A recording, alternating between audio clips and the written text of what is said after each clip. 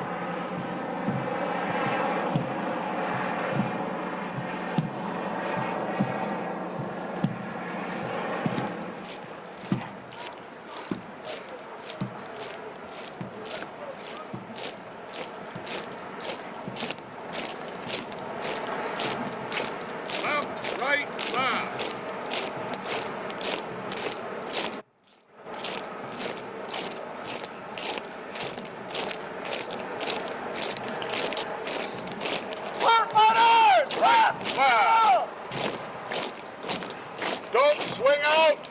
Do not swing out! Keep the line this way! There you go. Outside, step out! Swing out!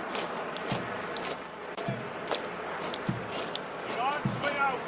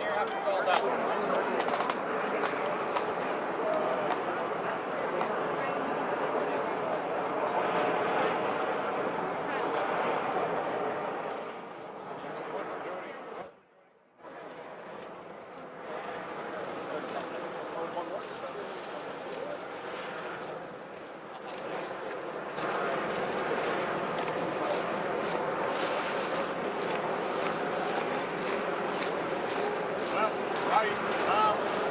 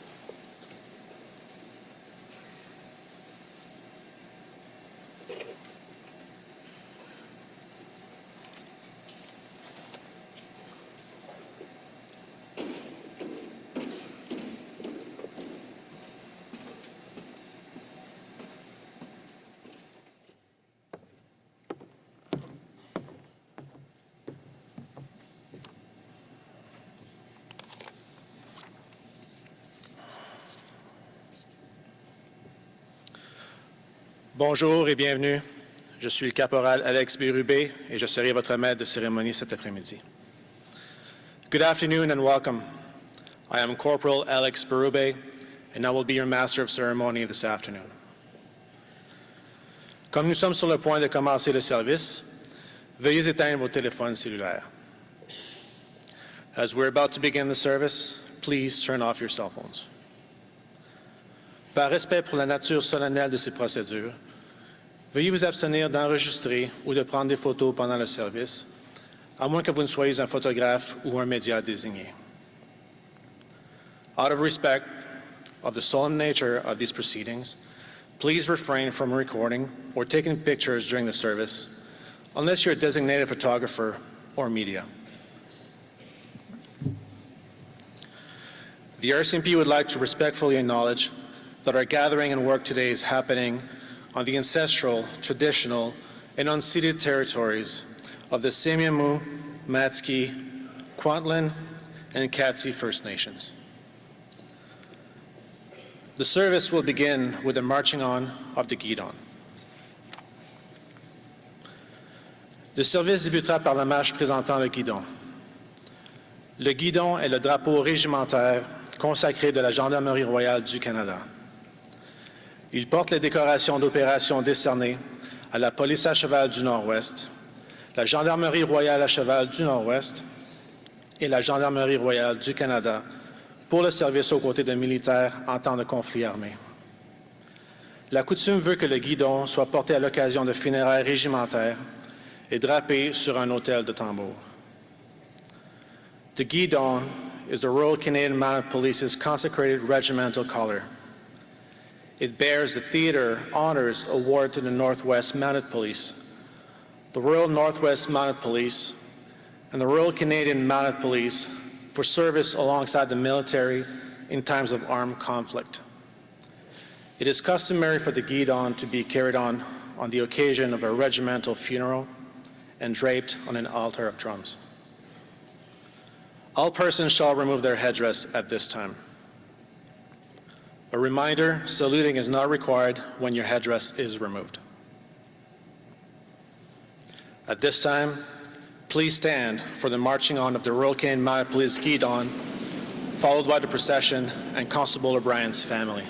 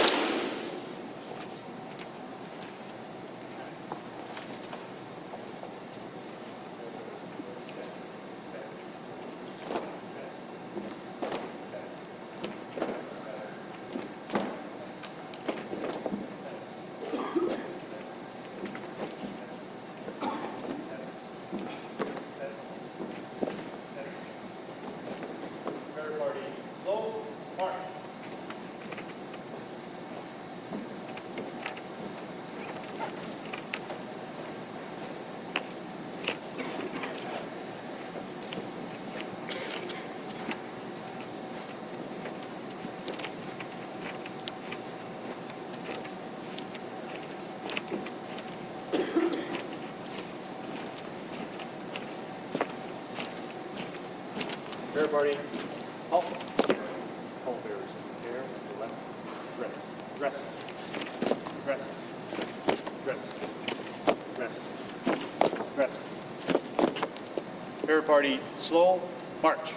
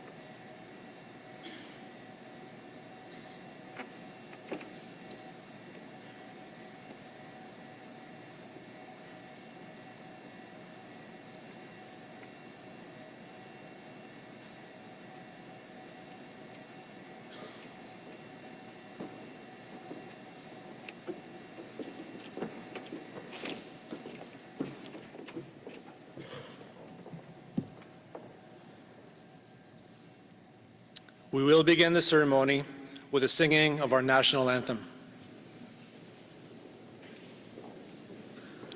I invite Ms. Marie Huey to sing our national anthem.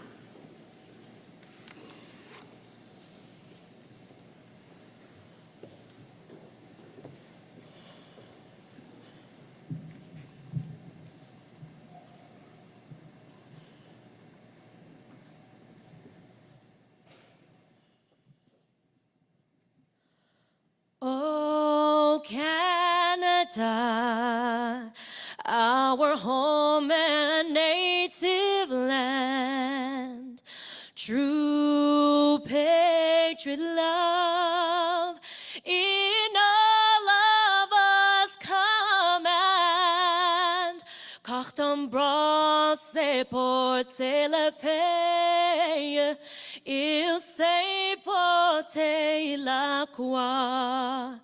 Ton histoire est une épopée de plus brillants exploits. God keep our land glorious and free. Oh, Canada, we stand on guard for thee.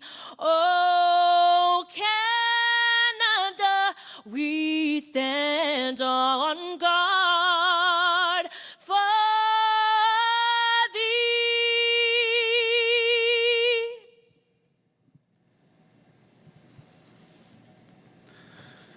Please be seated.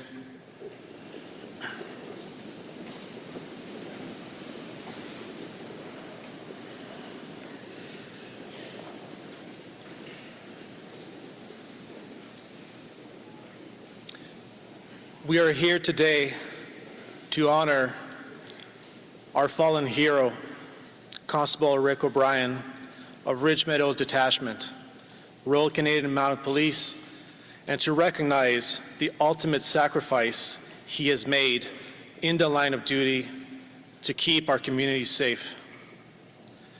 Merci de vous être joints à nous aujourd'hui. Vos prières et vos actes de gentillesse nous ont touchés et démontrent votre soutien et le respect que vous avez pour nos agents et leurs familles. Merci. Thank you for joining us today. Your prayers and acts of kindness have touched us and demonstrate your support and the respect you have for our members and their families. Thank you. I would now like to call upon Ridge Meadows RCMP Chaplain Greg Dalman for the opening remarks.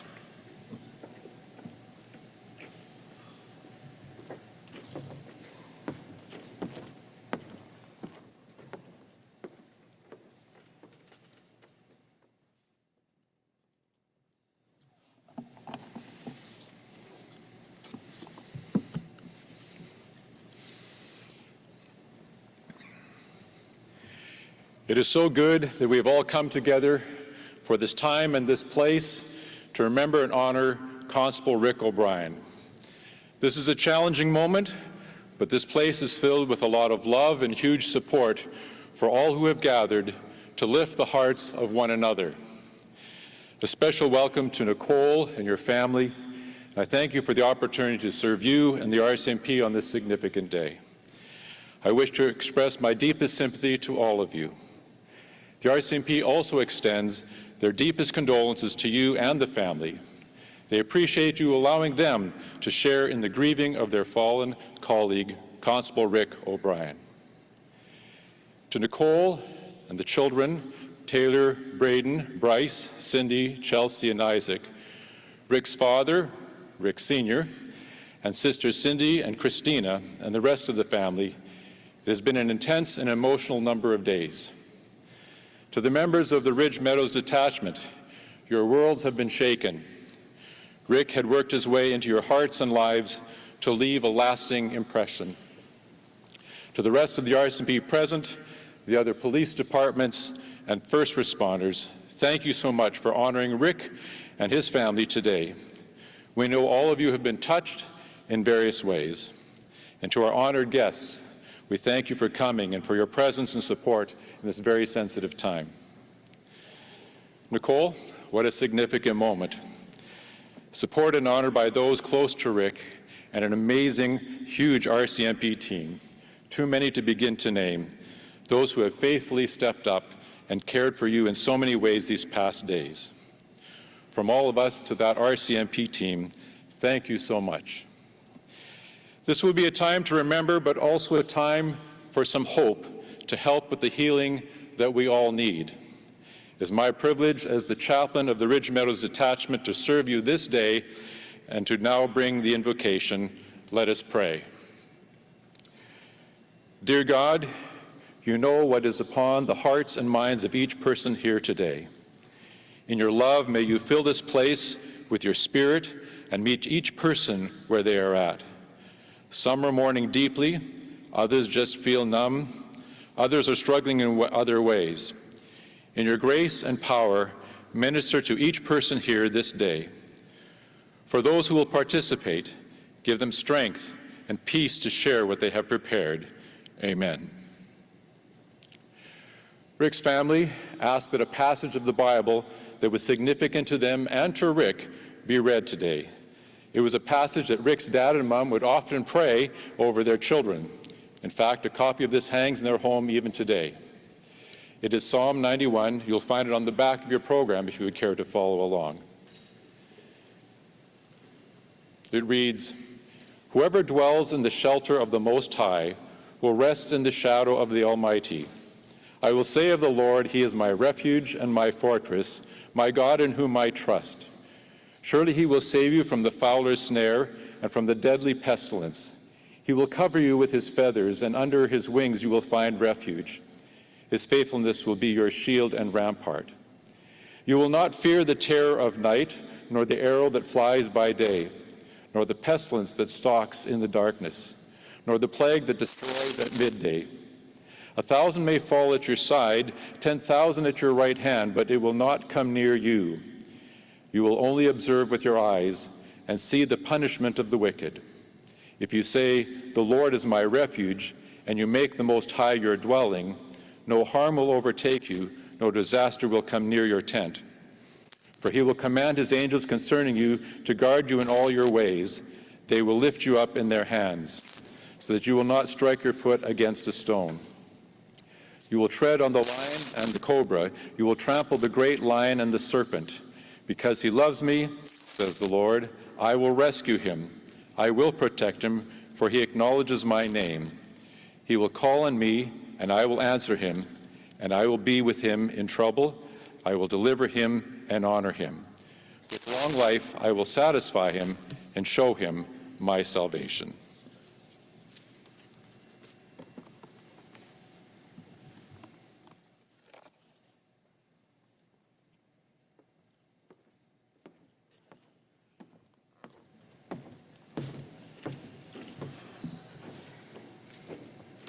Thank you, Chaplain Dahlman. Merci.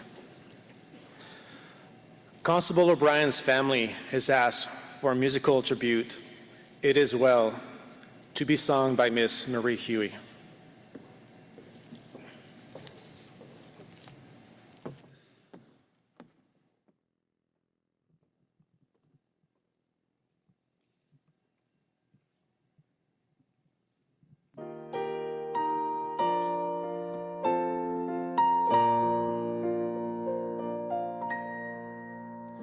When peace like a river attendeth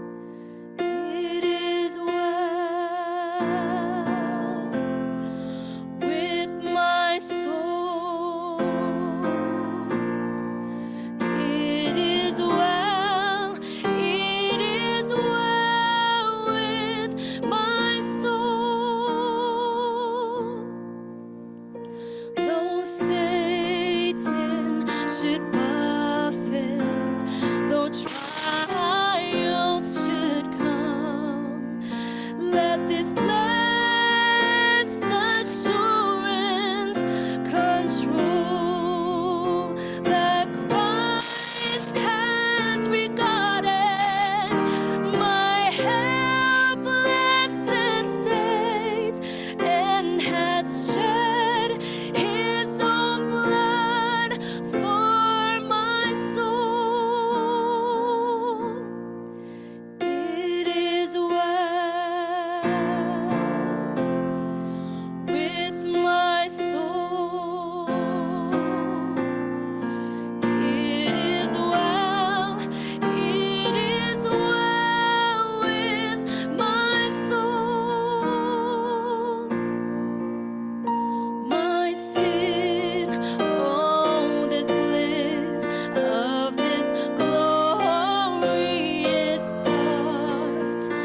My sin, not in part, but in whole, is nailed to the cross, and I bear it no more.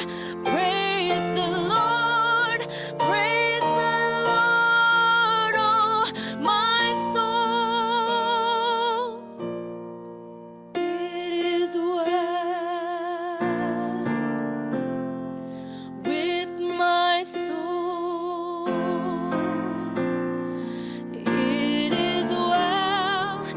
It is well with my soul. But Lord, 'tis for thee, for thy coming we wait. The sky, not the grave, is our goal. On trump of the angel, on voice of the Lord, blessed hope, blessed rest of my soul. It is well with my soul. It is well with my soul.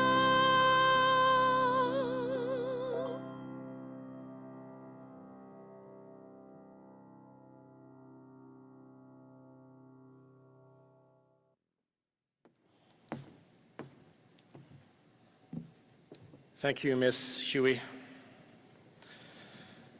I would now like to invite Constable Ben Stevens and Corporal Pete Westra to provide the eulogy.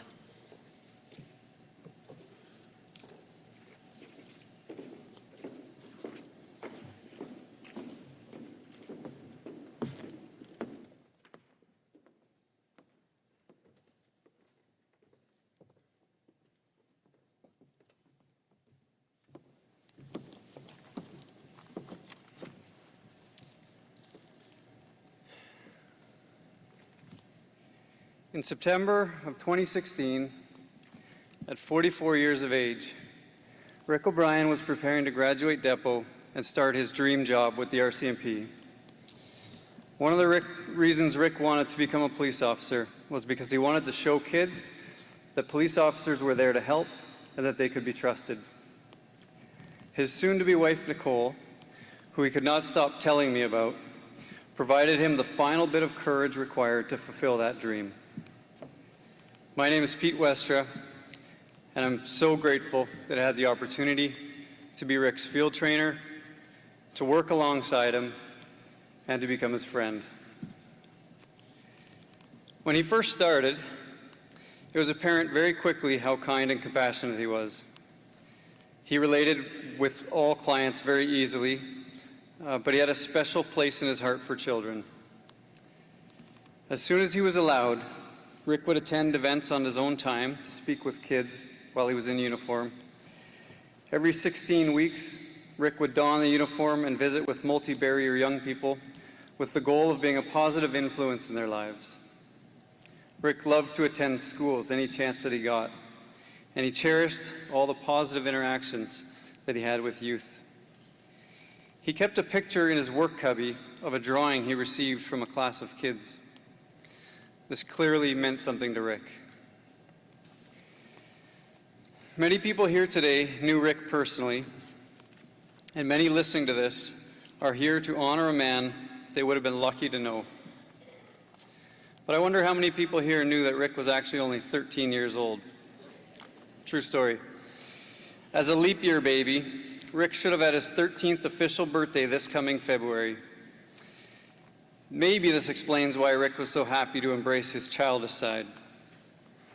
As Rick gained more experience and became more comfortable at work, he began to treat his coworkers more like his siblings. He could poke and pester with the best of them. When I heard about how Rick would take his sister Christina's donut and lick it before putting it back, I knew we were talking about the same person. But if Rick pestered you, you also knew he would be fiercely loyal to you. Rick was always talking about Nick and the kids of his blended family. He would fondly refer to them as the Brady Bunch. Rick loved all his kids dearly: Cindy, Taylor, Chelsea, Isaac, Braden, and Bryce. He loved you all, and he would tell anybody who would listen.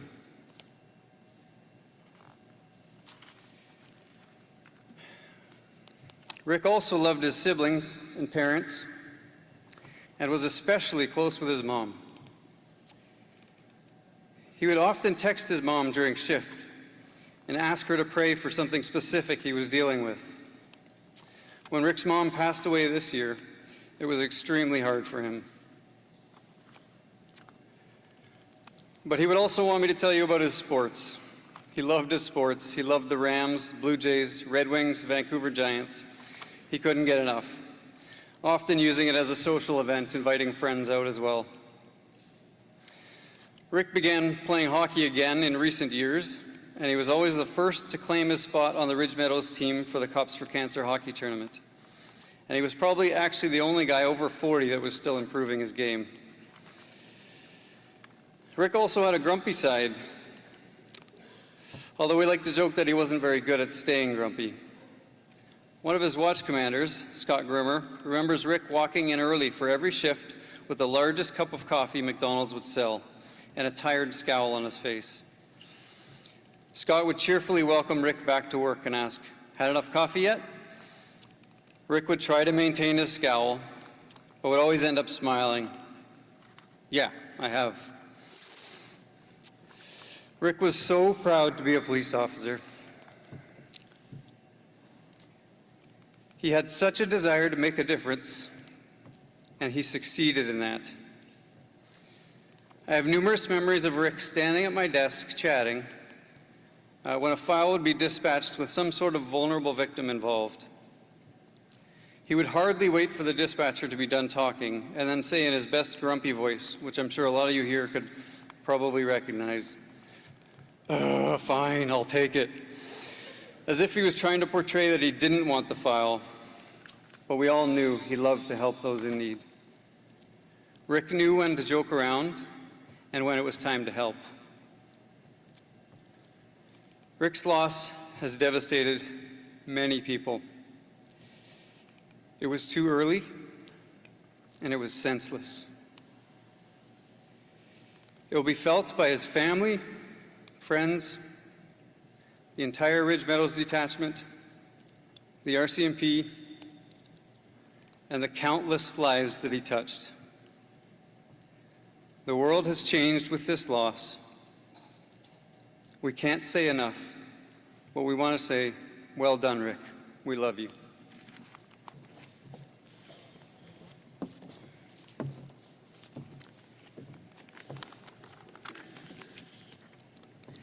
My name is Ben. I've known and worked with Rick his 7 years at the Ridge Meadows RCMP detachment. We worked together on general duty for the Ridge Meadows RCMP on B Watch, and we were partners in Pitt Meadows, working in the community response unit together. Rick was supposed to be 51, but you wouldn't know it. He was really just a big kid. He could be found on his days off eating Cocoa Puffs and Apple Jacks while watching cartoons. Rick loved to joke around and play pranks. He really liked to use the PA system on the police cars. A way to talk to his colleagues and his clients.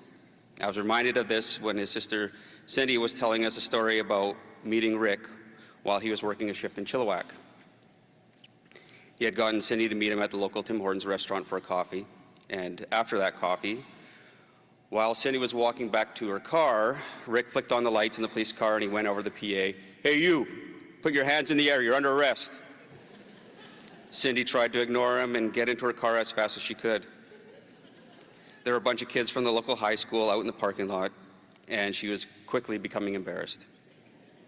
He knew that she was and thought it was hilarious. He then called her out specifically. "Lady in the blue jacket with the black pants and the blue bag walking in the parking lot. You're under arrest. Put your arms up." And you know he would have been laughing in his car. Rick was very young at heart, but he also had a heart of gold. If you ever needed help, you could always count on him. Every time that I've ever asked him to help me move or go and pick up something heavy, he always made himself available. He was genuinely happy to help and spend time with his family and friends. Rick invested so much of his time for others. He constantly volunteered his time to appear at schools, youth centers, local trade shows, sporting events, and anywhere else that he could, just so that he could show people that police officers were regular people, just like they are. The police officers were kind and compassionate and wanted to spend time with people from every background and experience. Rick knew that the presence of a smile in a uniform had the power to light up the eyes of a child or a person intimidated by the big man with a gun. He always had stickers, temporary tattoos, pins, whatever he could find to give to people. Rick knew that he could make a difference in people's lives, and he truly made sure that he did. You can see this with the several posts on social media and letters sent to the detachment where members of the public have expressed their gratitude and shared their positive interactions with Constable O'Brien. And you can see that in the support and the attendance here at this service.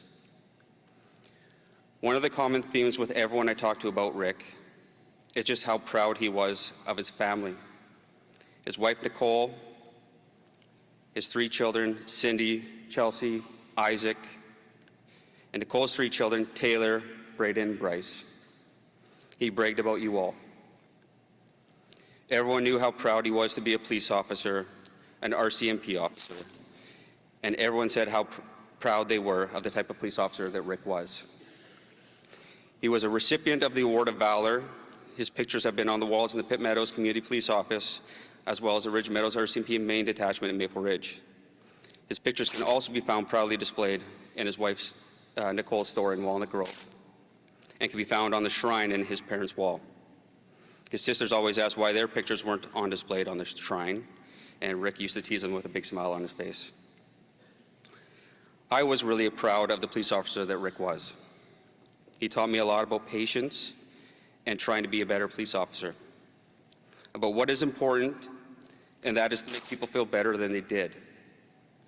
Let people know that they matter, change lives for the better. Life is too short. Rick would have been so proud of this service and everybody here. He would have rolled his eyes and said, "Ugh, whatever," like he didn't really care about everyone coming out for him. But really, he would have been smiling ear to ear. Thank you for giving them this great honor that he truly deserves. In policing, there's a brotherhood, a sisterhood. You go through some really high highs and some really low lows. Through it all, we are stuck together as a family, and we help each other carry on. This is what makes Rick our brother, and that's what makes us all family. We hurt now because we loved him. We will continue to hurt because we loved him, and we will heal because we loved him. Now, I'd like to finish this with a comment for Rick's niece. Uncle Ricky is a hero, and he always was.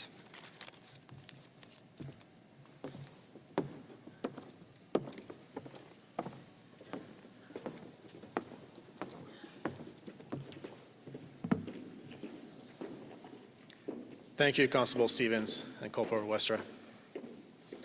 I would now like to invite Corporal Dan Leclerc and Mr. John Brenrath, who will pay tribute to Rick on behalf of friends and colleagues.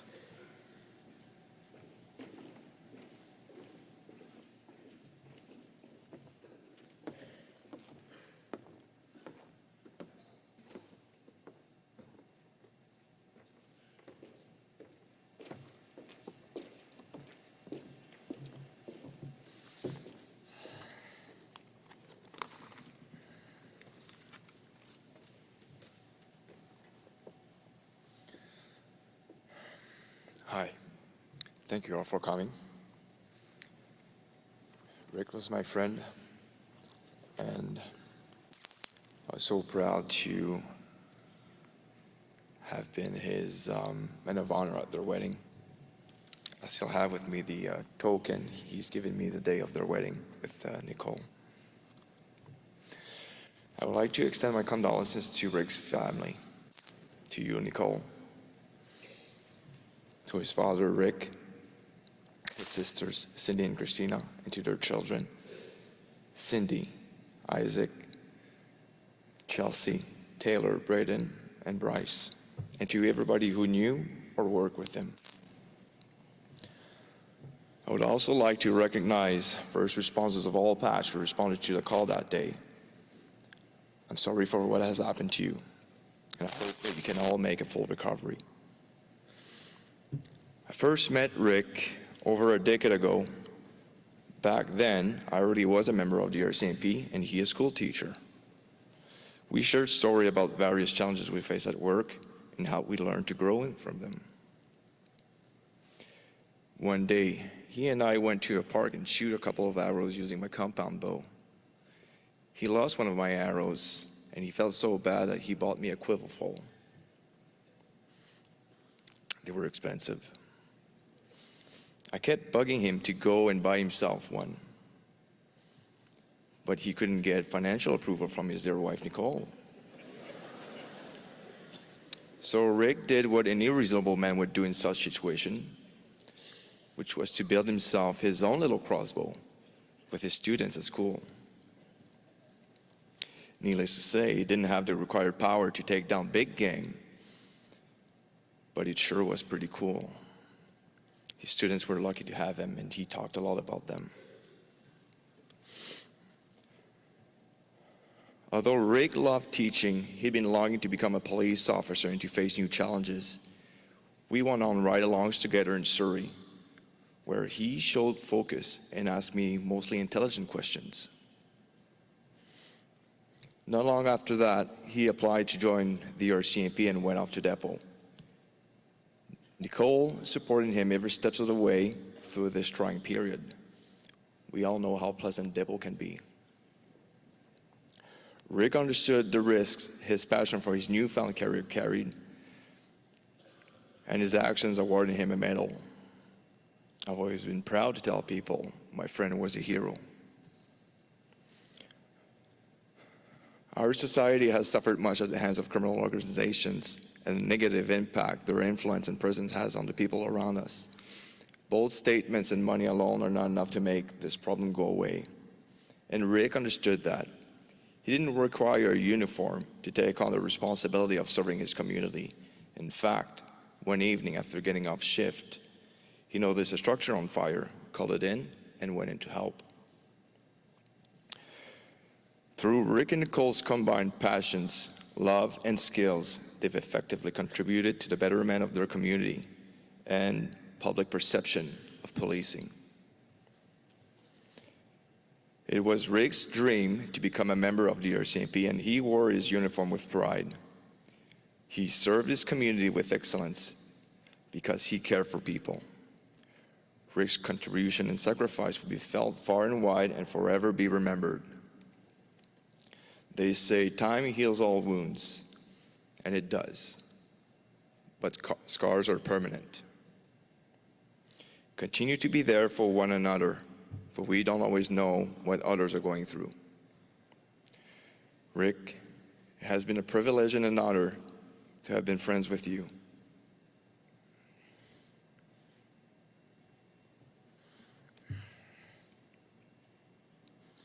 I wish I could have done more to help. We're also very proud of you. We love you, and you will be missed. Thank you.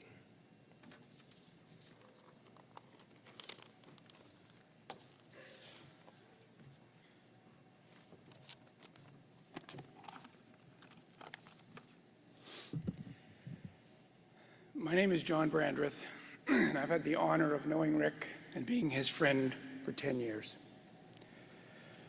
Over the past few days, I've been thinking and reflecting about what I wanted to say about Rick. As his friend, what stories could I tell to let people know just a little bit more about who he was? One thing I know for sure is that any stories that were told about Rick, he would have wanted them to be the funny ones, as Rick had an incredible sarcastic sense of humor. So the more I thought about it, I realized that if I'd been able to have one last conversation with Rick, I'm pretty sure he would have wanted me to talk about three things. Firstly, he would have wanted me to talk about what it meant for him to be a member of the RCMP. He definitely would have wanted me to talk about the love he had for his family, his kids, and the love of his life, his wife, Nicole. And I'm pretty sure Rick would have wanted me to talk about sports, lots of sports. He loved all kinds of sports. And knowing Rick, he probably would have also wanted me to talk about how great he was at video games on his PlayStation 5. But since I'm not much of a gamer, I'm not going to talk about that today, Rick. Rick absolutely loved being part of the RCMP. He loved everything about it, including all of its traditions and its history. And I can tell you as a proud Canadian sitting here today, what I'm witnessing is one of the most incredible things I've ever seen in my life. Rick worked with some incredible people who I've had the pleasure of meeting recently as well.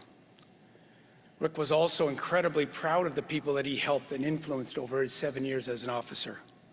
This truly was his dream job, and he loved it. But even greater than the love he had for the RCMP, the love that Rick had for his kids, his family, and of course, his soulmate, and the love of his life, Nicole, was truly remarkable. Anyone who ever had the chance to see Rick and Nicole together as a couple could clearly see how much love they shared for each other. Nicole would absolutely glow and radiate when she spoke about Rick. She is so proud of him. Some of my favorite memories of Rick involve his ability to make Nicole laugh uncontrollably with his jokes and his silly one-liners and his goofy looks. It definitely was a sight to see. I can honestly say that Rick and Nicole packed a lifetime of love and adventure into their 11 years together. When I first met Rick, I quickly realized he was a huge sports fan. And I think that's one of the reasons why he and I became such good friends. Rick's love of baseball, hockey, and football was massive. And Rick was also a bit of a stats nerd, especially when it came to baseball. If you asked him, he could tell you the batting averages, the slugging percentages, the earned run averages of practically every player on the Toronto Blue Jays roster, both past and present. And Rick was also never shy to call them out and yell at the TV or throw the odd remote control in its general direction when they were not playing up to his standards. Rick would also be very happy to know that the Blue Jays are heading to the playoffs again this year. And I plan to drink a few of his favorite Sleeman Honey Browns and raise a toast to him and watching some of the games, and I know he will be there with me. Well, Rick and I shared the same passion for baseball and the Toronto Blue Jays. When it came to hockey, well, that was another story. Rick's love for the Detroit Red Wings was legendary. In fact, I think he owned at least 4 Red Wings jerseys, complete with matching hats, of course. And before he got his beloved black pickup truck, Rick used to drive around in a bright red car with more than one Red Wing sticker on it too, if I remember correctly. For the past 5 years or so, Rick and I would attend a Canucks Red Wings game in Vancouver, and it was always a great event. Rick insisted that we went very early when the gates opened so that he could get right down to the glass and watch his team warm up. And he would proudly cheer them on, and boy, did he love booing the Canucks. And I think back now in the 5 years or more of going to those games, I don't think the Canucks won any of them. So you can only imagine the trash talking that went on in the car on the way home after that. And speaking of car rides, I recently heard this story from more than a few of Rick's detachment mates, that he used to like to pass gas in the squad car and laugh about it. Well, I can totally relate to this story, because in July, my wife, along with Rick and Nicole, were in Seattle to watch the Blue Jays play the Mariners. And we decided to take an Uber from the hotel to the stadium. Well, Rick also decided to pass gas in the Uber. And let's just say the Uber driver was not very happy. And the windows were kept down for the rest of the trip after that. It's stories like this and the many others that have been shared about Rick that make him who he is. He was full of life and full of laughter.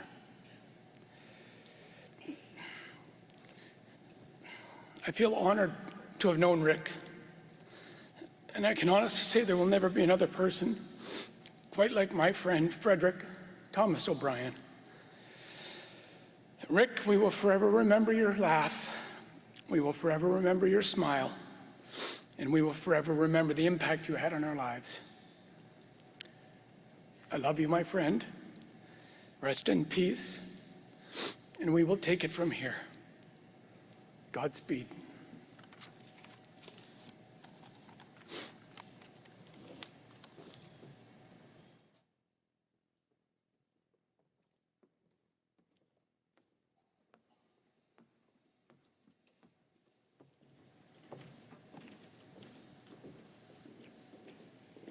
Here with us today is Cindy Neeson, who will pay tribute to Rick.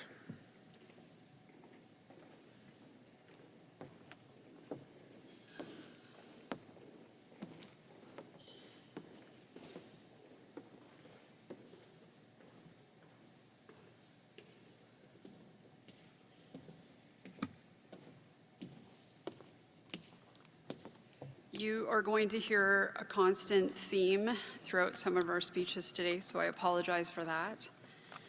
But for those who don't know who I am, I'm Cindy Neeson. I'm the older of Rick's two sisters. I've been asked by the family to share some stories about Rick. Because we're telling Rick stories, I will do my best to keep it PG. After careful consideration, we thought it would be a good idea to frame these stories by looking at Rick's main love languages, which I have affectionately labeled as, believe it or not, Rick loved you. Our goal is to provide a snapshot of Rick's finest quality. I'm not going to stand up here and say that Rick was a saint, because I'm pretty sure lightning would strike. Also, this place is crawling with cops, and I'm pretty sure you all have built-in lie detectors. Rick's version of gift giving. Rick enjoyed cracking them off whenever and wherever. Yeah, I'm going there. I swear he would intentionally eat spicy food as well as dairy product to enhance the fragrance of his gift to you. For all of you that can't read between the lines, Rick loved to fart. Both my sister Christina and I were extremely grateful, when God blessed him with 3 beautiful children to share this incredible gift with. His oldest daughter, Cindy, yes, you've heard that right, she was named after me.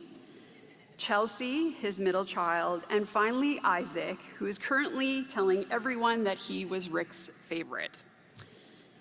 Rick loved to spend time with his kids. Whenever they got into a vehicle to go somewhere, he received an immense amount of pleasure by cracking one off in the truck. He would then proceed to lock the windows and the doors so that no one could escape. If you knew Rick personally, and I asked all of you that had experienced this wonderful pleasure of his gift, I'm sure 90% of you would raise your hands. The other remaining 10% are just trying to be polite, or you've blocked it out as a traumatic experience. Rick's version of words of affirmation. I know it's going to shock a lot of you, but he was sarcastic. Believe it or not, the amount of teasing, joking, and name-calling that you received from Rick was an indication of how much he truly cared for you. At least that's the way my therapist has explained it to me. Our sister Christina wanted to share a memory. We were all out for dinner when Christina went to ask Rick if he had ever smoked a cigar. Unfortunately, instead of saying the word cigar, Christina said skadar. In our family, if you make a mistake like this, we jump on it like a pack of wild animals in search of their prey. So this gave Rick hours of ammunition as well as entertainment. He would say things like, "Skidar, mate," and "pass me the skidar." He also took to Facebook asking if any of his followers have ever heard of the word skidar. Christina is still in counseling. I'm pretty sure she left the dinner table crying too, but that's what we call an O'Brien event. Rick's version of physical touch. Growing up, Rick displayed a great amount of physical touch. These methods were deployed with a well-calculated strategic plan. He would execute them with precision. This consisted of unrelenting wet willies, Mr. Krabs, noogies, rubbing his itchy head on you, stop hitting yourselves, and my personal favorite, when he would lay on top of you and say, "I'm a human blanket." I'm pretty sure this is when we all learned the art of disassociation. Rick adored our mom, Pat O'Brien. He had her wrapped around his little finger. I'm not kidding. When he was younger, if he ever got into trouble with our dad, Rick Sr., Rick Jr. would run to our mom, throw his arms around her, and then look over at my dad with a smirk on his face. All kidding aside, Rick loved to give hugs. Some of our favorite memories consisted of his great healing hugs, a gift that he inherited from my mom. Rick would also give you a kiss on the cheek and always say, "I love you." Rick's oldest daughter, Cindy, would like for all of you to know that every time she had a school play, Rick was there. He would watch with pride, and then he'd be the first to present her with a bouquet of roses and a big hug. Chelsea, Rick's middle child, wanted to let you all know her best memory with Rick was when he took her and Bryce to the Seahawks game. They had such a great time together. Isaac, AKA Rick's favorite, shared the most touching memory of all. Rick had recently come out for a visit, and him and Isaac were driving in Rick's truck, AKA Rick's real favorite child, the truck, that is. While driving, Rick had to sneeze, which took place at the exact same time that Isaac had to yawn. I'm sure half of you have clued in to what takes place next. For the remaining half, Rick sneezed directly into the blasting vents, which ultimately created a sinus spray directly into Isaac's mouth. I'd just like to say thank you to Isaac for such a moving story. Rick loved to play hockey. My dad was the one who taught him how to lace up and skate. Rick Sr. taught Rick Jr. how to drive a stick and forgave him every time he crashed the car. Every time? FYI, that was a lot. My mom loved Rick. She would constantly remind him of how proud she was. She would kiss him, she would hug him, and she'd pray for him. My parents were so proud of Rick. In fact, when Rick graduated from Depot, here's an awesome story for you. My parents designated an entire wall for Rick. Some might say a shrine. Thanks, Ben. I don't think anyone knew that Rick had two sisters up until today.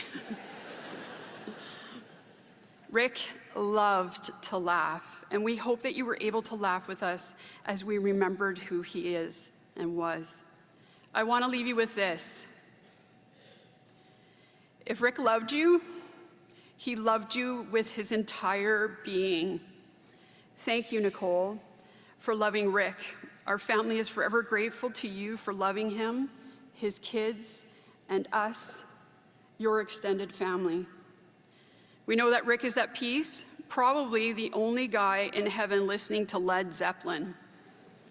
I know he is there with my mom, with our mom, hugging her and smirking at all of us. Thank you.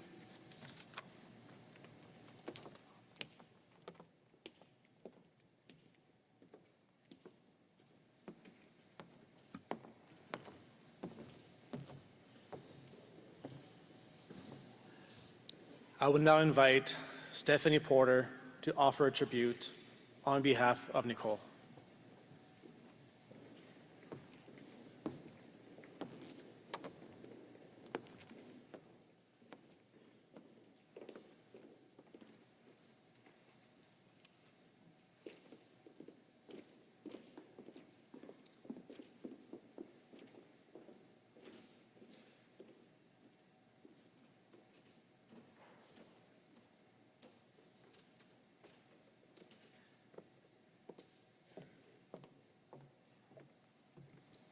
Hello. As a longtime friend of Nicole, Rick's wife, it is my honor, sorry, to be here today to speak on behalf of her and her family and to share with you the words of love that they have written to Rick. I'll begin with Nicole's family's message. Rick will be missed as a son-in-law, brother-in-law, and uncle who was quick to laugh and even quicker to love. Rick had a pure soul, a kind, gentle demeanor, and enjoyed genuine conversation. Rick will be remembered as probably preferring to be seated at the kids' table, eating cereal while watching cartoons or his beloved Detroit Red Wings. And now a message from Taylor. I can't believe you're gone. It feels so wrong to visit the house and not to hear your colorful language as you shouted at the TV during a sports game that wasn't going in your favor, or not to catch a whiff of the delicious meals you used to whip up in the kitchen. Now our family dinners consist of Mom's questionable cooking that we used to tease her about. I really miss you. Whenever I needed you, you were always there for me. You helped me through so many tough times, easing the pain of loss and the stress of leaving our family home. I know you despised having to dismantle and reassemble my bed twice, but you did it for me. You were there for me in ways that no one else ever could be, and I'm forever grateful for your love and support through all the ups and downs. I believe you're still watching over me.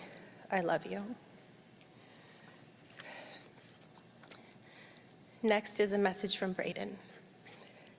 I will miss the laughs, the endless laughs. Rick never failed to make me laugh, to make us all laugh. With Rick, you could be having the worst day, but within 5 minutes, he had you smiling. With Rick, you could talk about anything, especially sports. We bonded over sports, especially the Blue Jays. He claimed to love the Blue Jays, but it was more of a love-hate relationship, especially when they lost. I'm sure Rick is super stoked that the Blue Jays clinched a playoff spot. My favorite memories with Rick are always with sports. They brought us together. I loved going to the field with him to throw the baseball around and hit some balls. However, my most favorite memories are playing stick and puck on the ice. I'll always cherish those times and miss the fun times we had. I love you, Rick. Now a message from Bryce. It's hard to believe that someone who's been in your whole life won't be there anymore. I miss you super duper much, Rick. And I miss all the laughs and the jokes we've had together. And although I'm pretty sure Ivy the dog was your favorite in the family, in my mind, I know that I was. It seems like there's a competition going on here. Thank you for all the amazing dinners. I will always love you. And last, I will read Nicole's words. Dearest Rick, my love, where do I even begin? The night before, we were so excited, talking about this very day, the day where we were jumping on an airplane to paradise for 11 days. 11 days of just being together. No work, No distractions, no kids, just us. And here I am instead, sending you off to a different kind of paradise. One that I was never prepared for. Excuse me. How do I ever imagine life without you? When our whole life was planned around being together and watching the kids grow up, getting older, becoming grandparents, and looking forward to all the adventures we were still going to take. You were always such a trooper when I came up with things to do. I know you often rolled your eyes and were thinking, seriously, do we have to? But you went along with it anyway because you loved me and you wanted to make me happy. Oh, the fun we've had. We really did fit a lifetime of adventures into the last 11 and a half years. My very favorite thing about you is loving you and the way you love me back. The love we shared will be the one thing I will cherish the most, a once-in-a-lifetime kind of love, a storybook love, a love that we both never knew existed. I love loving you, and I love our story. You came into my life when I least expected it. I remember seeing you for the first time. It was those beautiful, kind eyes and smile. It didn't take long to learn what an amazing human you were on top of it all. A beautiful human with a soothing voice, kind, caring, compassionate, thoughtful, and considerate. Everything I could have hoped for in a partner, and so much more. You wrote me songs and poems, and I even remember when you mailed me a CD you made to my work, and then excitedly told me why you chose each song. It didn't take long for me to fall in love with you.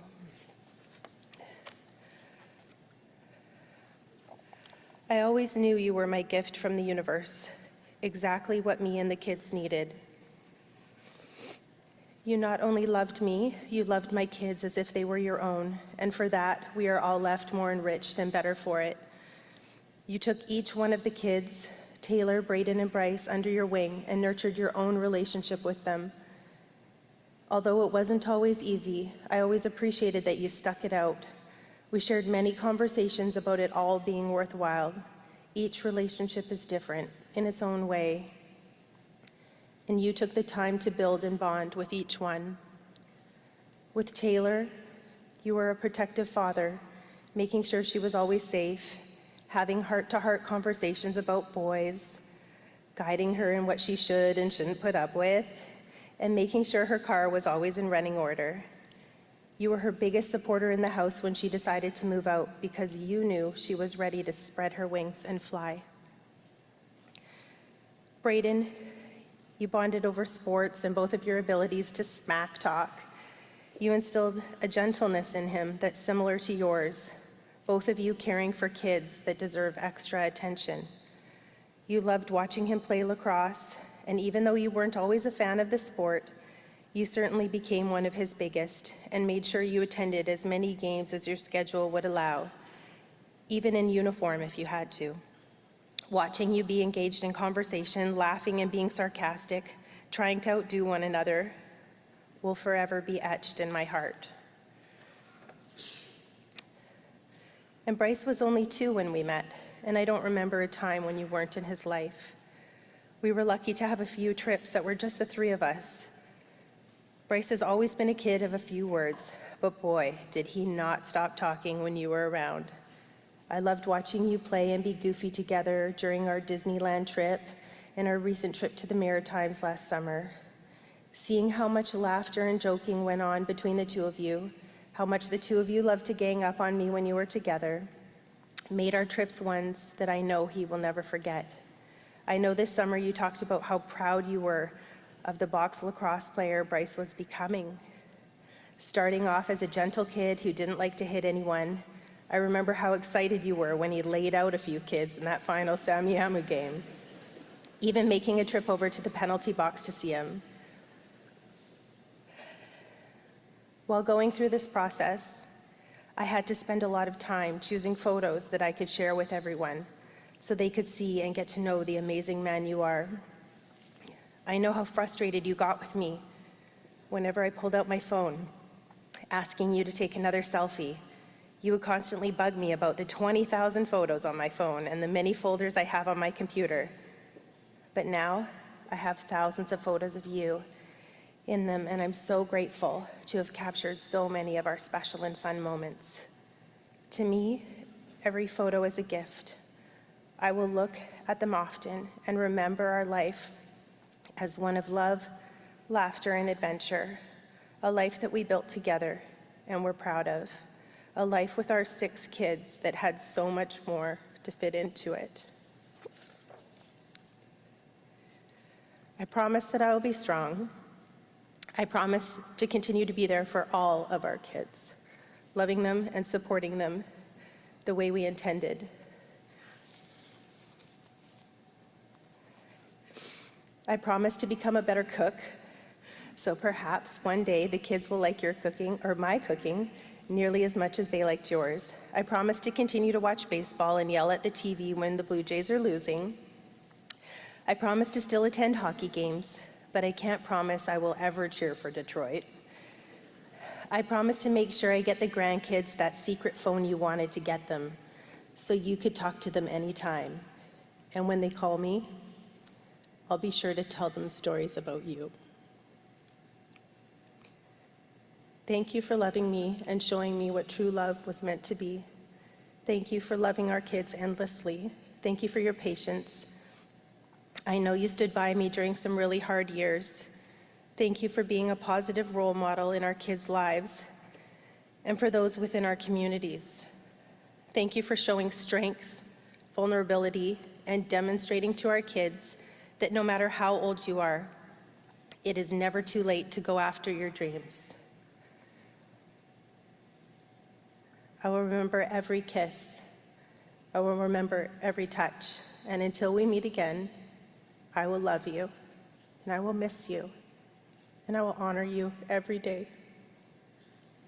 You are my forever love, and I will forever have your 6. I love you so much, Nick.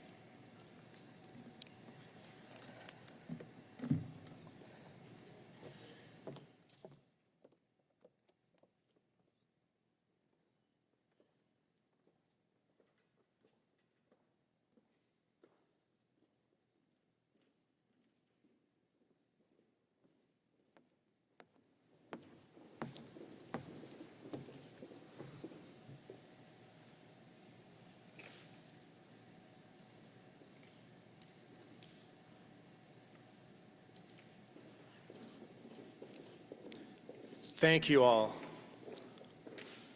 for your kind words and a fitting tribute to Rick.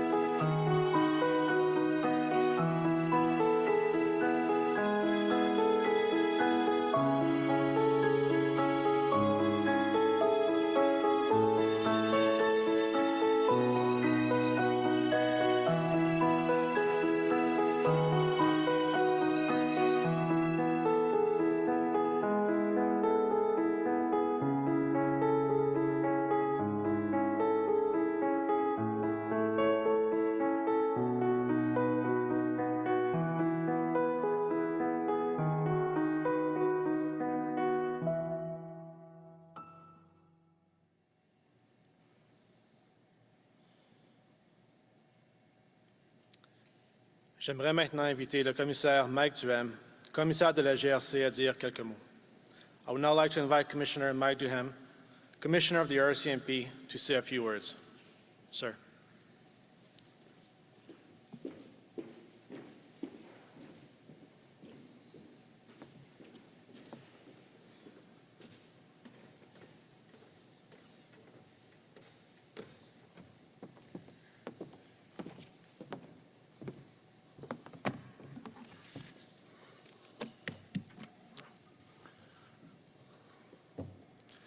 Constable O'Brien's family, Right Honourable Dominic LeBlanc, Minister of Public Safety, Premier of British Columbia, Mr. Eby, honoured guests, RCMP colleagues, law enforcement and first responders, veterans and friends. I want to start by expressing my deepest condolences. That's far too formal of a way to express how raw this feels. Once again, a senseless act of violence has robbed us of someone who is making a difference, who is trying to make things better for all of us. I'm devastated by this tragic loss and outraged that one more police officer was killed in the line of duty. Il y a peu de mots pour exprimer la haine que je ressens. Une fois de plus, un acte de violence insensé nous prive d'une personne qui faisait une différence au sein de sa communauté. Je suis attristé par la perte tragique et indigné qu'une fois de plus un policier est tué en exécutant ses fonctions. The RCMP is one big family. The roots begin at depot. From there, we grow together, we celebrate together, we support one another, and we grieve together. Please know that the entire family shares your grief, as does the national and international law enforcement and first responder community. We are here with you during these incredibly difficult times. Constable Rick O'Brien's death is enormous loss to his family and loved ones, to the larger RCMP family, British Columbia, as well as across the country, as well as the communities he served. Last week, the British Columbia Law Enforcement Memorial honored fallen members in this province. Just before that, I was at Depot, our training academy in Regina, for the RCMP National Memorial. Sadly enough, we added the names of 3 more fallen police officers to the honor roll: Constables Yang, Dramil, and Dami. When I left that memorial, I hope to never have to add another name to that monument. Regimental funerals, like memorials, are deeply meaningful ceremonies for any first responder, especially law enforcement. They bring key partners together and remind us how many people are affected by the work we do. They allow us to pay our respects to colleagues we have lost and continue to grieve. But they also serve as a stark reminder of the risk police officers face every single day, simply by doing their jobs, without knowing what the next call will bring. We are the ones that individuals and communities rely on for help in their darkest moments. Constable O'Brien gave so much of himself in his 7-year exemplary service with the RCMP. He received the Commanding Officer's Commendation as well as recognition of valor from the province of British Columbia for helping to disrupt a violent home invasion. His work contributed to the rescue of 4 adults and 1 small child and the arrest of 4 armed suspects. The sad reality is the criminal landscape is increasingly violent.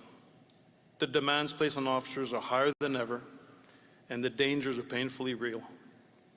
This means that our law enforcement community is needed now more than ever, and I am forever grateful for the sacrifices made by our members, law enforcement, and our first responder partners. It takes a special kind of person to choose to work in this field. Policing demands extraordinary dedication and skill, outstanding professionalism, and unflinching courage. There are certainly easier ways to serve Canadians, many with fewer risks. but quite frankly, I can't think of a career more rewarding than this one. Like every member of the RCMP, Constable O'Brien chose this noble path of service in order to positively contribute to enhancing the safety and security of Canadians. Rick made a positive impact in policing in everything he did. He embraced his community and provided a model for others to follow. Rick is, and always will be, a hero, and we will carry on his important work. As Commissioner of the RCMP, leading this great organization made up of 30,000 people, I will keep doing everything in my power to protect the safety of every RCMP employee while they focus on protecting others. And I call on community leaders and decision makers at all levels of government to do their part. Each one of us must support the vital work underway to preserve peace and safety across this great country. And I'm counting on all of you. En tant que commissaire de la GRC, responsable de cette merveilleuse organisation composée de plus de 30 000 employés, je ferai tout en mon pouvoir afin de protéger chaque employé qui au quotidien se dédie et se consacre à protéger les autres. Je fais également appel à tous les dirigeants de communauté ainsi que les élus de tous les niveaux gouvernementaux de faire leur part. Chacun de nous doit appuyer le travail vital d'assurer la sécurité des citoyens à l'échelle nationale. Je compte sur vous.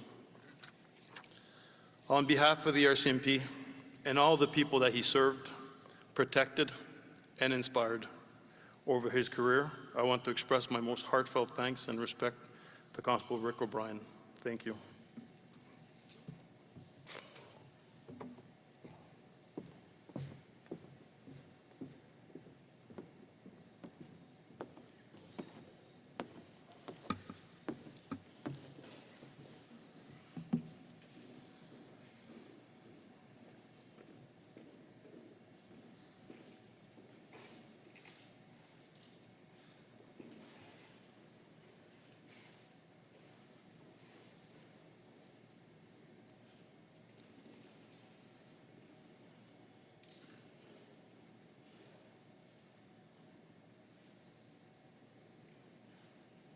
Thank you, sir. Merci.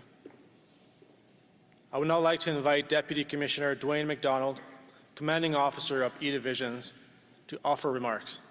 Sir.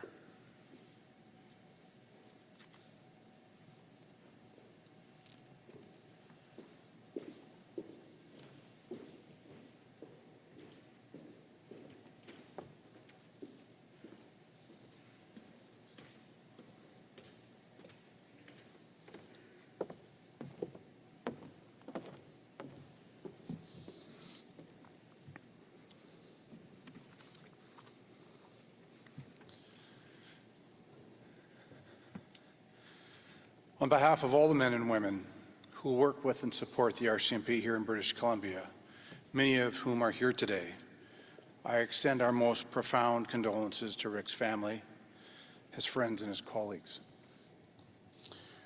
We are here to honor our hero and to comfort Rick's family, his detachment, the force, communities, partners, and a country who are all in mourning. We're here to process our pain and to cope with our frustration and our anger.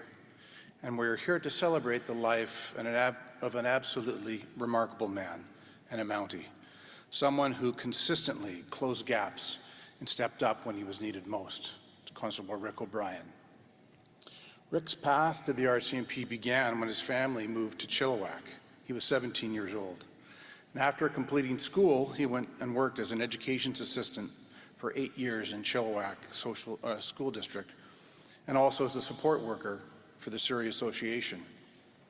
Rick's passion for helping others made him an ideal candidate for the RCMP, and after several years, Rick made the momentous decision to change careers and join the force. He saw a need, a gap, and he knew he could fill it. Cadet O'Brien started his training in Depot on April the 4th, 2016, as a member of Troop 1. And even though he was a mature cadet, he was a little quiet and reserved when he first started, but he was very focused on learning and improving. He was part of the Depot choir, and despite his best efforts, I'm told he wasn't able to get Led Zeppelin added to the song list. But Cadet O'Brien put in work. He spent extra time with his trainers. He overcame all his challenges. He gained his voice and his confidence, and he earned his red surge and his badge.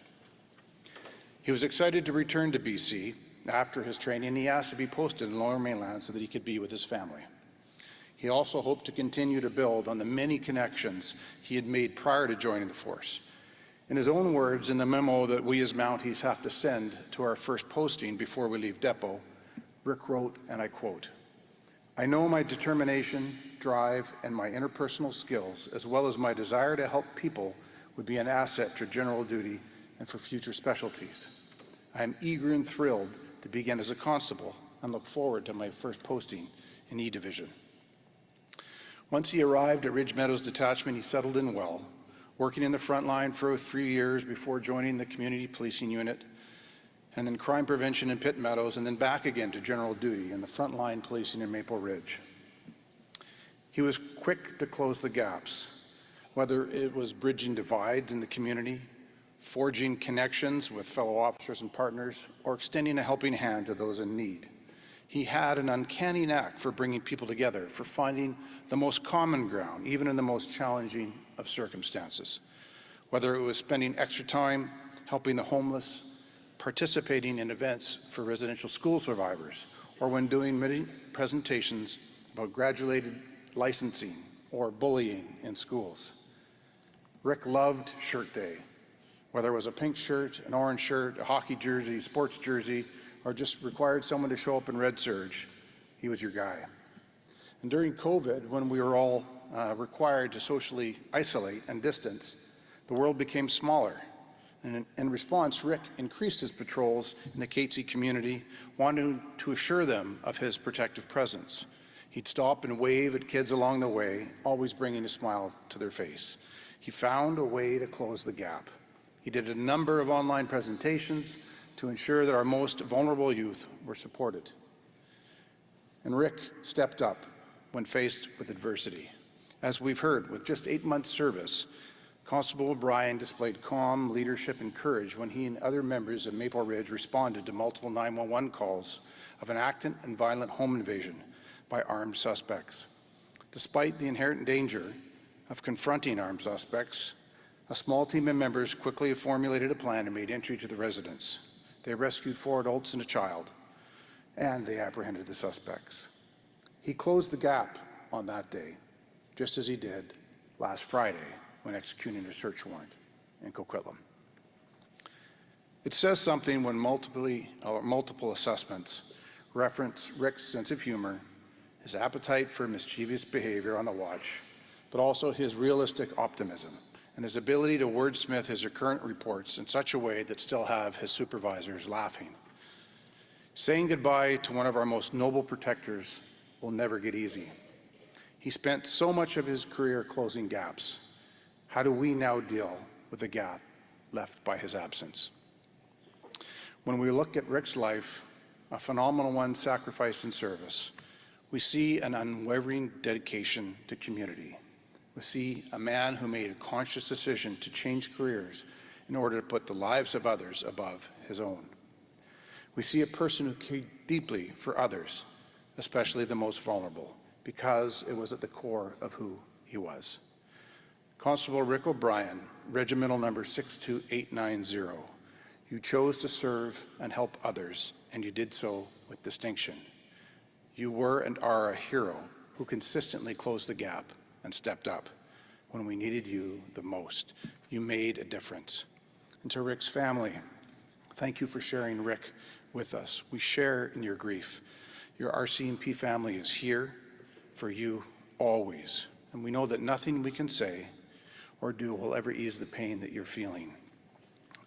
But we do know that we will never stop being by your side, wherever and however you need us.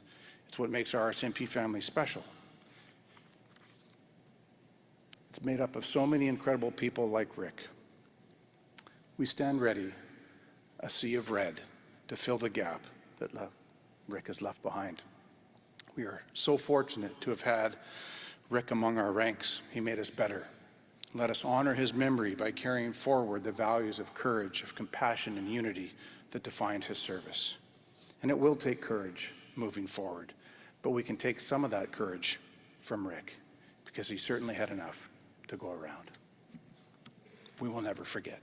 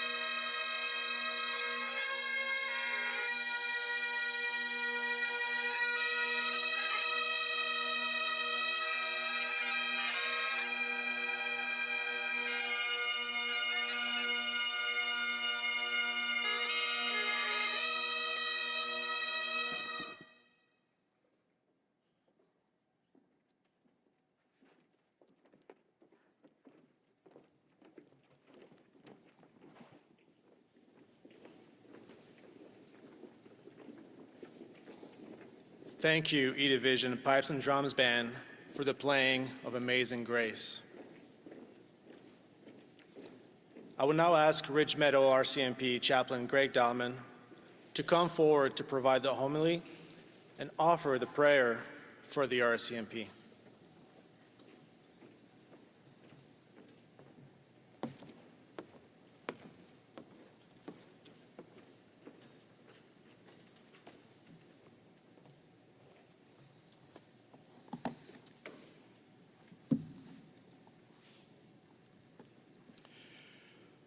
We've had a great number of tributes recognizing the quality of Rick and enjoyed some great photos of Rick's world, and him doing life with his family and friends. Thank you for sharing them with us today. Some of those things we or I would never have imagined, but then again, if you knew Rick, it does make sense. My experience with Rick started 7 years ago when he started at Ridge Meadows. He was like many other rookies, facing all the forms and paperwork to be processed. I would see him just occasionally times when I would visit the detachment and be there. In time, it was great to see him engaging and resourcing other new members who had come after him. He seemed always to have time to help those in need, and he worked alongside with a gracious spirit. And for those of you who worked alongside him, becoming friends, and there are many of you, we are grateful for all that you added to his experience of being a police officer. It was a pleasure to ride with him a number of times. I saw him act with integrity, being straight up with people. When he responded to calls, he did it with respect, even though those in his face did not deserve it at times.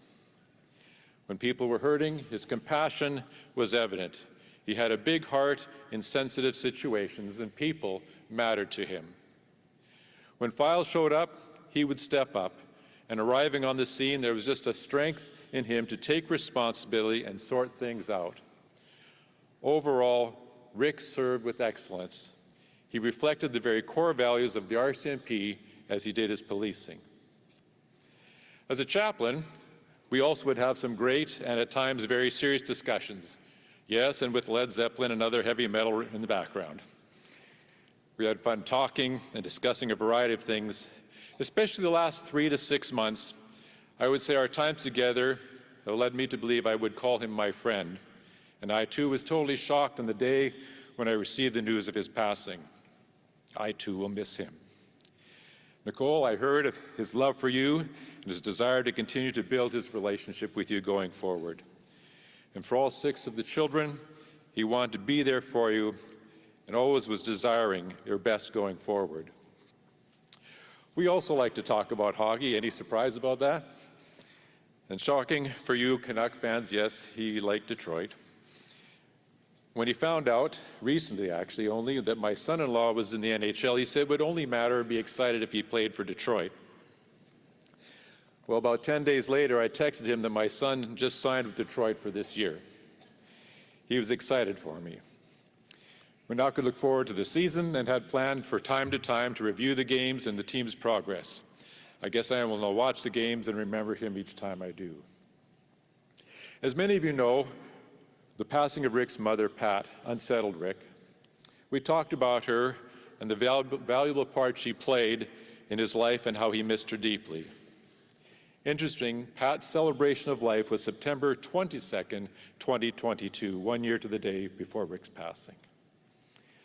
I believe the upbringing that his parents, his faith and life journey experiences, which we've heard from the family today, prepared him for his career within the RCMP. What was built into his life in compassion and diligence made him the person that those on his watches knew.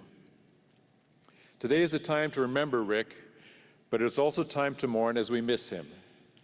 Ridge Meadows members, this is a time of great loss, sorrow, and even anger. Each of you is in a different place this day. We hope you find hope and healing for our hearts and minds, but how? So how can we go forward? To do that, we need truth and understanding. It is said that the truth sets us free. From all of us, we are faced with times in our lives when death intrudes and separates us from those we loved, like today. How do we deal with the loss and sorrow? It can be overwhelming. Our minds are flooded with many questions, the many what-ifs that play through our minds, or the elusive why questions. For most of these questions, there are probably little to no answers. I would like to share and some of the truths of Rick's life that may answer one of the biggest questions facing us today. Let me start with a short story from the Bible. It's of a son who enjoyed home life with his father, but one day he decided to strike out on his own. He wanted to do life his way and sort of saddened his father. Life started good, but in time it did not turn out as he anticipated. The son realized life with his father was better than where he was at, but how could he go home? Finally, after further reflection and challenges which had increased in his life in various ways, he eventually turned towards home. It would be a big step to return home, but something was drawing him. As he approached home, his father, who had never given up looking for him, saw him coming at a distance. Filled with compassion and the intuition knowing where his son was at, he ran to him, threw his arms around him to welcome him home. As Rick and I talked, it was interesting to learn that he grew up in a home where his father was a pastor. In his teen years, he actually accepted Jesus Christ as his Savior, and shortly after that, with his sisters, was baptized in the church. In those early years, Rick actually sang and played guitar and bass in the church to help lead the Sunday worship. Over the years, though, Rick's faith sort of went up and down. The Rick that I met, and maybe many of you knew at the detachment, had a life that did not reflect the faith of his past. Today, you may be shocked as when I was when he told me some of these details. Here's an amazing turn in his life story, and timing can be everything. Friday, September 22nd, is well noted for what took place. But on the previous Sunday, Rick found his way into a church. After the service, he talked with the pastor, of whom I was able to confirm what I'm sharing with you today. The pastor said that Rick enjoyed the music because it was some of the same songs that he'd led in his church years back. He went on to tell the pastor that he was feeling a need to move back towards church and the faith he once had. From all that the pastor shared with me, we agreed that on that Friday, September 22nd, Rick's Heavenly Father embraced him and welcomed him home. God knows our hearts before any changes in life can ever happen and have the chance to take place. This answers probably one of the great questions of these days, a question that some from the detachment have been asking me. Did Rick have any aspect of faith, or where is Rick now? I believe from Rick's faith and what it teaches in the moments of passing, he went immediately to heaven, a beautiful place, and into the very presence of God. God today does not want us to worry. God said, "Do not let your hearts be troubled, but believe in me." The moment Rick passed, Jesus was right there to accompany him to heaven, which was in an instant. No long tunnel with a bright light and no debate at the gate. He was in. Heaven is an eternal place, void of sorrow, pain, sickness, and death. Also, he was been reunited with his mother, and I'm sure they've had lots to talk about. Today, Rick is just fine. In fact, he is more than fine. He did not choose to leave us. Some today may ask, where was God's protection that we read about at the beginning of this service? Something was at work bigger than we may see or understand. Yes, bad things can happen to good people, even followers of God. We know that if God allows things like this, it touches his heart and is always for a much greater purpose. Precious in the sight of the Lord is the death of his followers. It is still hard for those of us left behind. We will mourn, but we can do so with hope. Another question from the day is why? Why was it Rick? Maybe because he was the one who was ready to leave this world. Chaplains and psychologists and counselors can provide counsel and assistance after many crises in our lives. But for death, each of us must prepare ahead of time. And today, Rick serves all of us, as his passing helps us to face this reality, one that we don't often like to consider. As in Rick's case, it can come when we don't expect it. For everything, there is a season and a time to weep and a time to laugh, a time to mourn and a time to dance, a time to keep silent and a time to speak, a time for love and a time for peace, a time to be born and a time to die, a time to embrace and a time to heal. We need to be ready, and ready also with answers which support and encourage family and friends in troublesome times like these.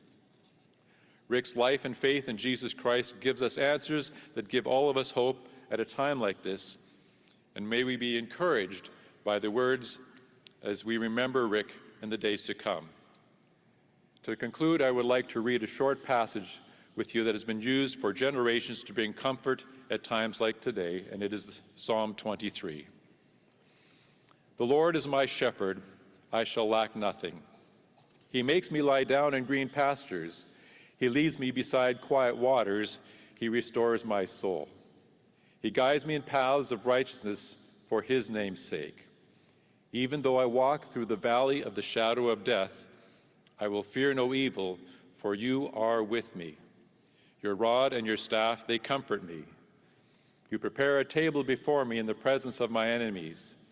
You anoint my head with oil, my cup overflows. Surely goodness and love will follow me all the days of my life, and I will dwell in the house of the Lord forever. Let us now pray for the RCMP. I come to you, God, with a request for your compassionate grace for each person here.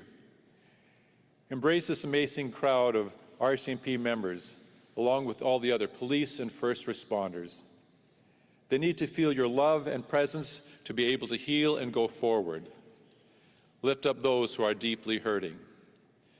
This group is a valuable force that all of our communities need to stand against evil that in our time seems to be increasing.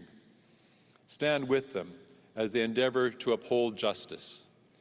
Give each person peace of heart and mind and the strength to stand. For those who may be struggling the most, and I think specifically of the Ridge Meadows detachment, the evil of that Friday has hurt them enough. We do not want them to continue to hold them down. Help them to find release from all their emotions, including anger and guilt, and replace it with anticipation of what tomorrow can bring. Still the storms that are raging in their hearts and minds, and restore them to optimism, hope, and confidence, that they may once again step up and be the skilled members they are, have been, and can still be. Give them wisdom, bless their work with victory, give them safety, and take care of their families. We lift up their families, their spouses or significant others who may be struggling with anxiety. Remove their fears with a sense that life will be okay. Their children need to find calm once again, trusting their parent will be okay as they return to policing. For everyone, may you restore to us our joy. This I pray, and may God make it so. Amen.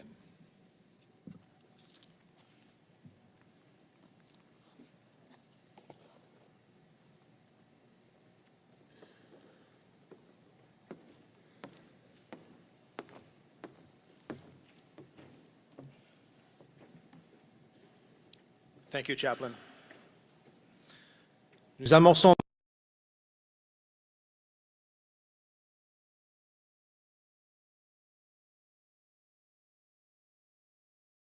Dans un instant, vous serez invités à vous lever alors que le clairon, le sergent d'état-major à la retraite, Dave Herman, jouera la dernière sonnerie.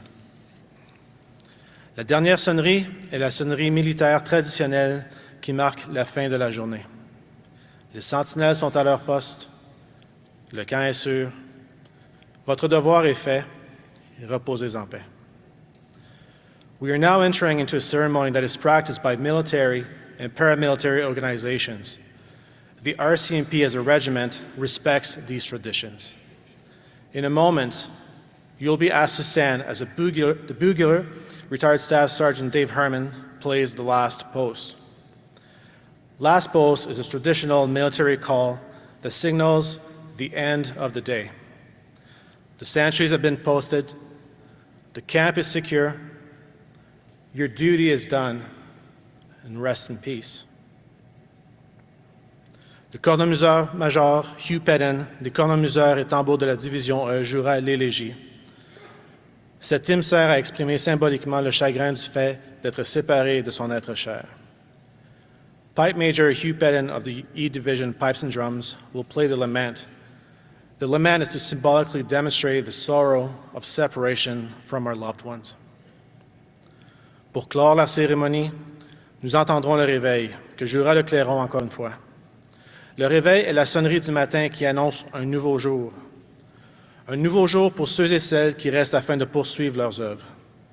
Pour Rick, c'est un nouveau jour pour son ascension au-dessus des réalités terrestres. The final portion of the ceremony is Reveille, again played by the bugler. Reveille is the morning call that signifies a new day for those that are left behind to carry on as they must do. For Rick, a new day to rise above his mortal duties.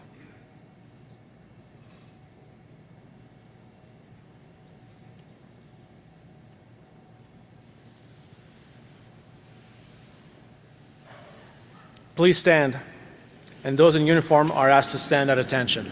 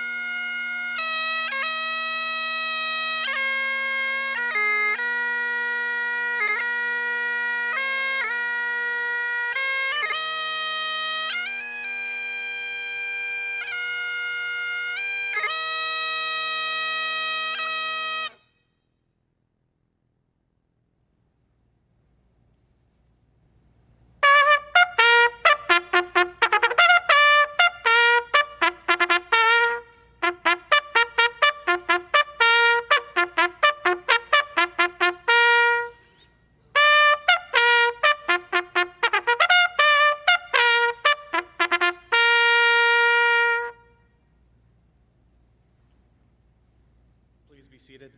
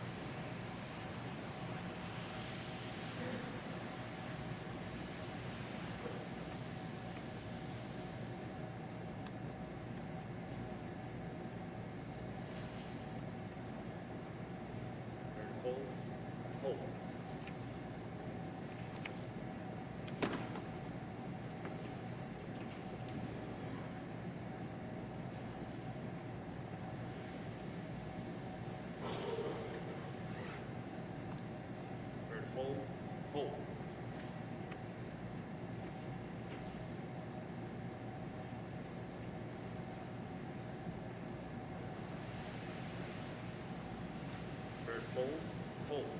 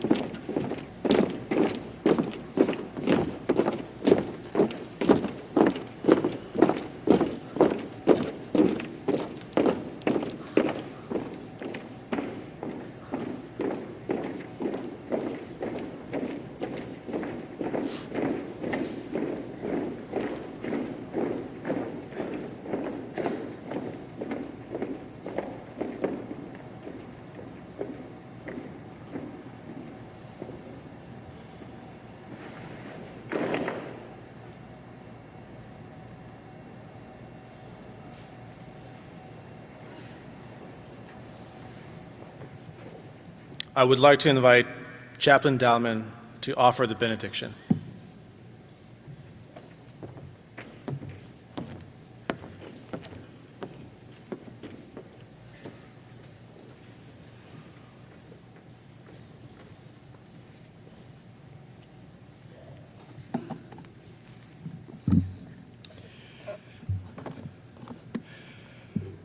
Our time together has honored Constable Rick O'Brien, and I believe ministered to his family. It has been good to rally around so many great memories of Rick. In a few moments, after the concluding of the remaining aspects, Rick's body will be moved from this place. This is the shell that has served him for 51 years, but now concludes its purpose. This will return to where it came from. This is the form which we have identified closely with: his stature, his presence, his smile. But be assured of this fact: Rick, the person that we all love and appreciate, is not here but is very much alive. It is good that we mourn, for we have been separated from him, and we will miss him. But the kind of person he was, which I've heard over the past many days, he would want us all to continue to care for one another and then to step up and move forward. Life is still very much in front of each of us. Let us now pray for the family. And now, God, as we conclude our time together, remembering and honoring Rick, his life and his service, we thank you for being present and your care for our souls this day. We bring to you Nicole, the 6 children, Rick Sr., Cindy, and Christina, and the rest of Rick's family and friends. They too will need to feel your love in powerful ways for the days that are still ahead. May you give them hope because of Rick's faith in you. Heal their broken hearts, bring peace to their souls, and restore their joy. And now may the grace of God be with you all. May he bless you with strength for today and for all of your tomorrows. Amen. We will miss you, Rick, but by faith we will see you again.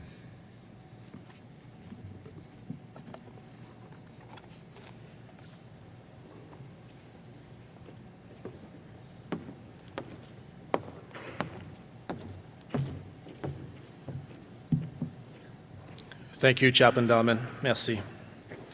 Please stand for the marching off of the guidon.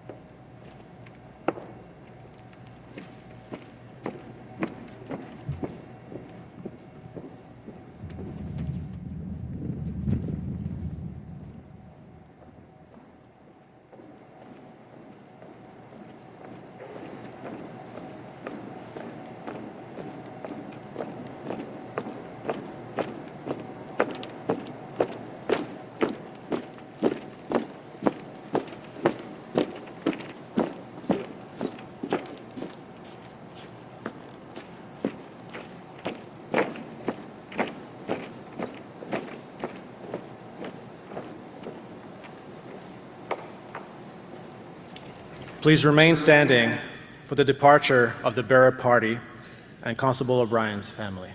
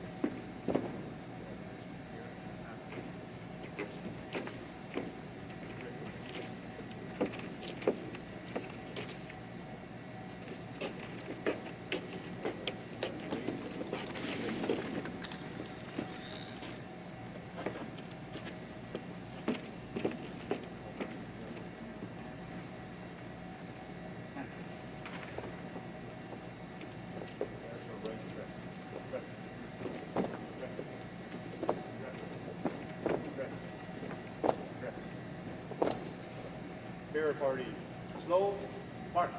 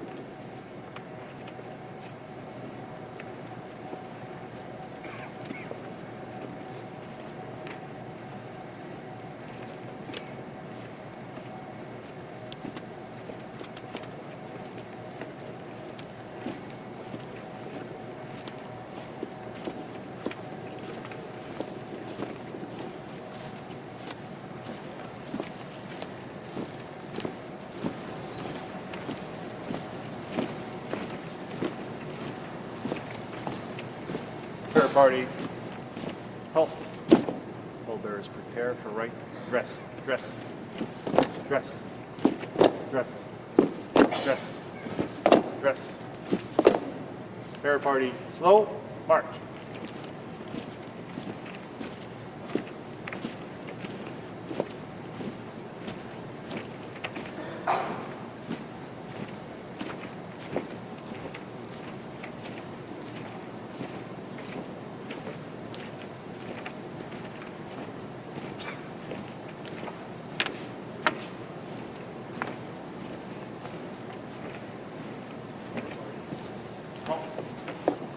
Pallbearers prepare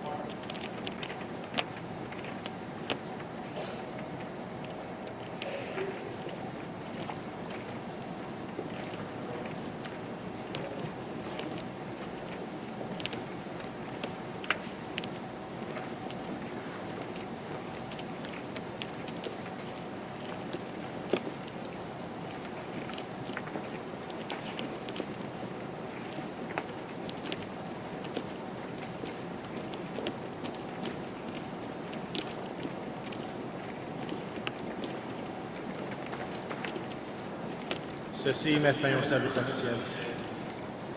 This ends the official service. Once the honor troop has exited, all those in uniform are then invited to exit the venue for the final salute as the coach departs.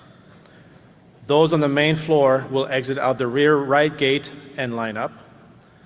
Persons not in uniform wishing to observe may exit and observe from behind the uniformed lines. All persons, please follow direction of the ushers inside the building and parade NCOs outside. Please line on both sides of the road leaving the venue. After the final salute, all are invited to return to the main floor surface of this arena for refreshments. Those requiring a ferry back to the island, shuttles will depart after the salute. All other buses will be ready to be departing just before 5 p.m. and continue running as needed. Thank you. Take care.